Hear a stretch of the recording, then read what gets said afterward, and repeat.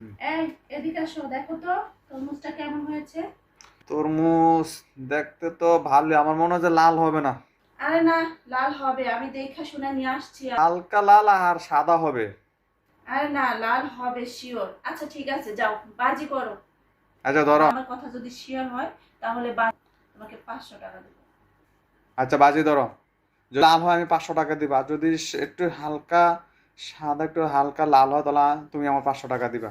দাও ঠিক তোমার। আছে, যাও। বাজি ধরো, টাকা ফালাও তুমি। বাজি বাজি বাজি আর এই যে বাজি দাও।